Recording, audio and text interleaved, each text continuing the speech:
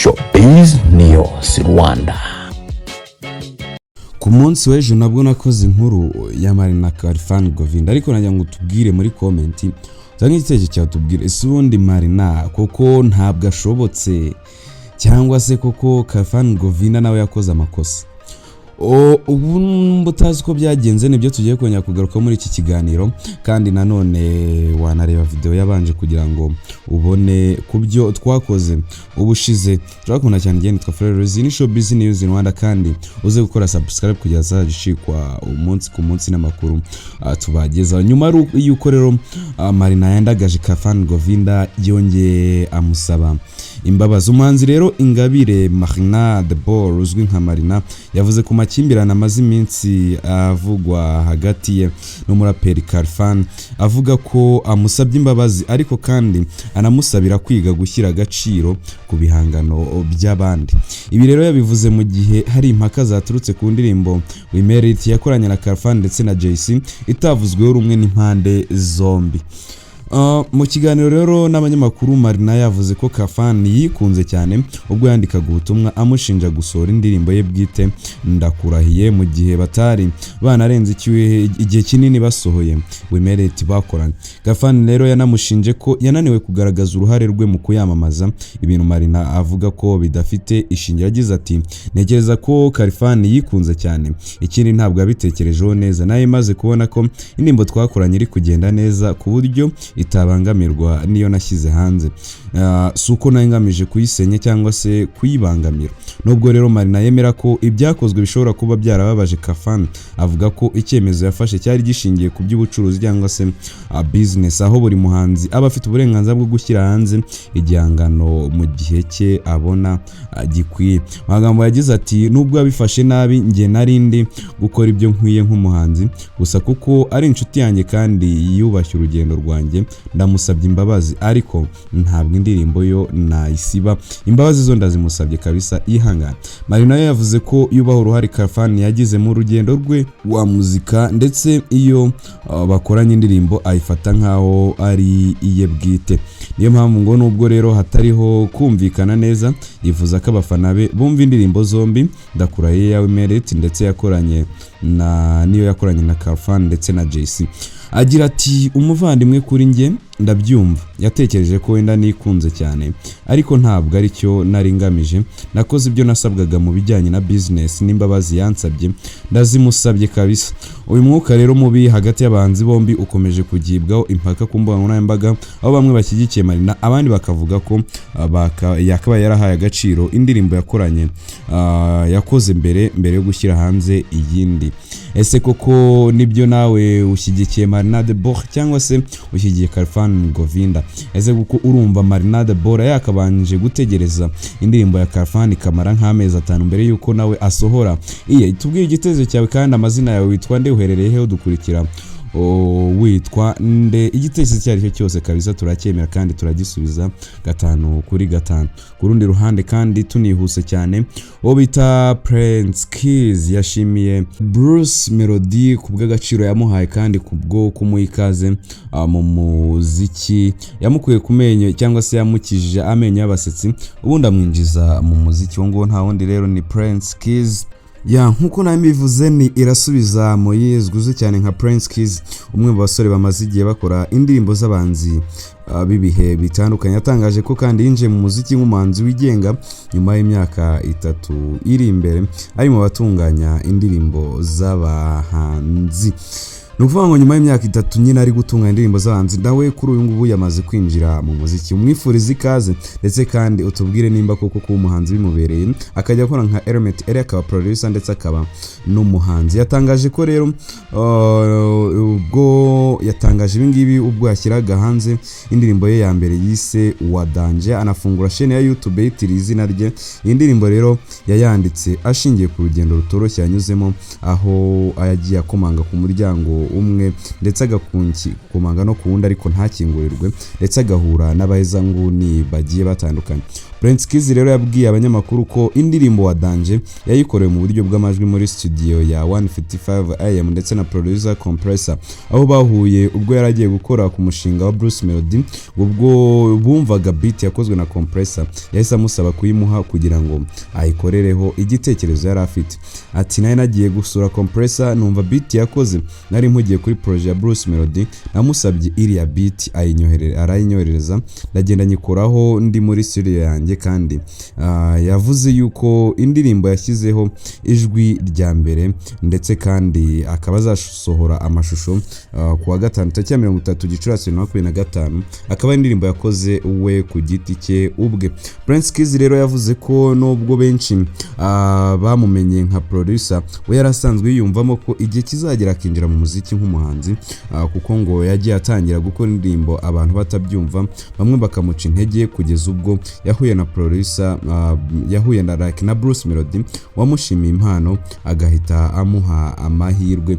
Ati natangiye gukora umuziki abantu batabyumva, bamwe banca intege, umunsi nahuye na Bruce Melodie namusabye kumpa amahirwe, turakorana, ibyo twakoze byatanze umusaruro kugeza n'ubu, navuga ko yankuye mu menyo y'abasetsi.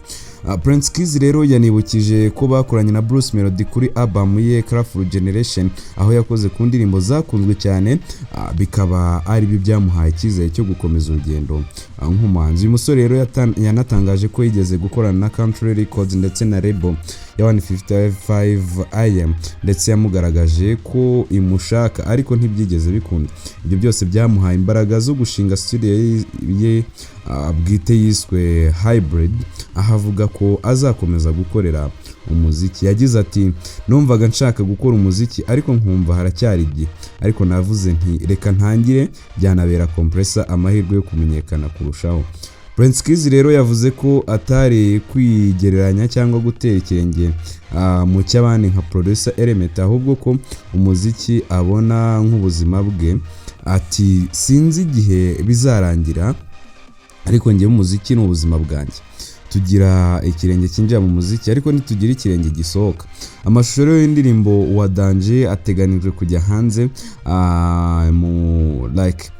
kuwa gatanu tariki 30 Gicurasi 2025, ikazaba ari intangiriro y'urugendo rwe nk'umuhanzi wigenga nyuma yo kumara imyaka atunganya indirimbo z'abandi bahanzi bagiye batandukanye.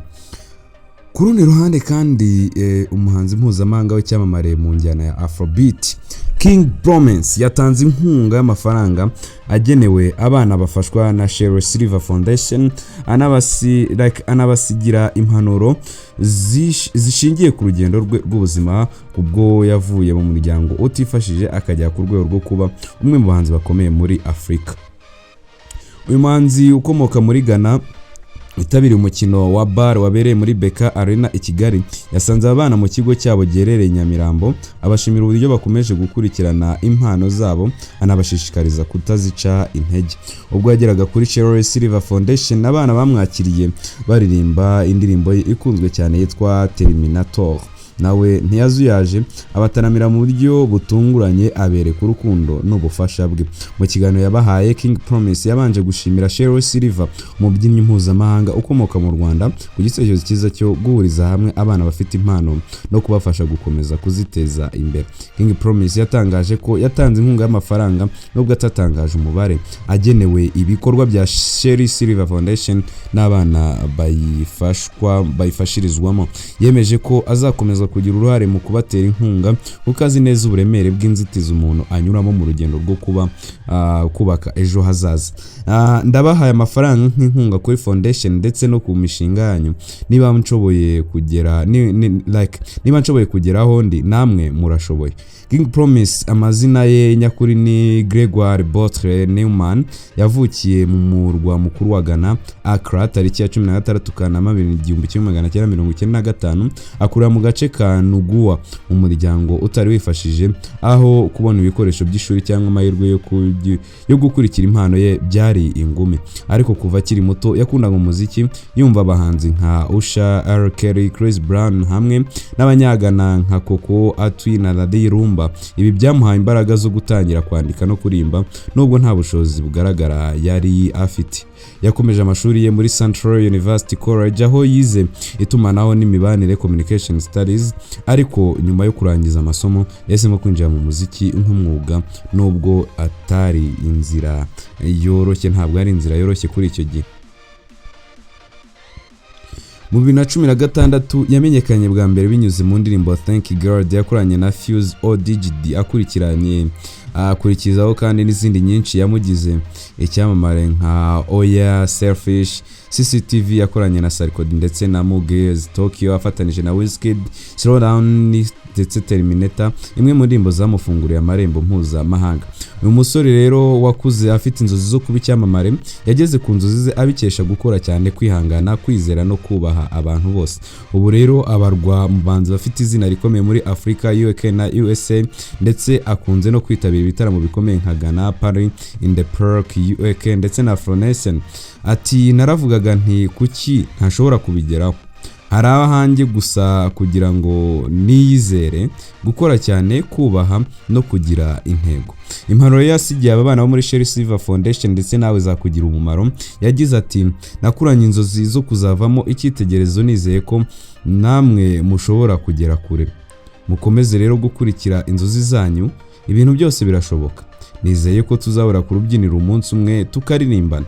Yabashishikarije rero kutazafatira impano zabo, kutazazifatira, gukomeza gukora cyane, gukunda ibyo bakora no kwizera ko ejo habo hashobora kuba heza nubwo ubu haba hari imbogamizi. Uruzinduko rwa King Promise rwasize ubutumwa bukomeye ku bana b'iyi foundation ndetse no ku rubyiruko rwose rufite inzozi zigerwaho igihe wiyemeje, ukirengera, ugakora cyane ndetse ukagirira abandi neza. Uretse kuba rero yarabasigiye inkunga, yabahaye icyizere, atanga urugero rw'umuntu wavuye hasi agera kure, anizeza ko azakomeza gukorana n'uyu muryango mu bikorwa bitandukanye byo guteza imbere impano zabo. Nge nitwa Frere Showbiz Rwanda, ukore subscribe kugira uzacikwa umunsi ku munsi. Ndabakunda cyane. Showbiz Rwanda.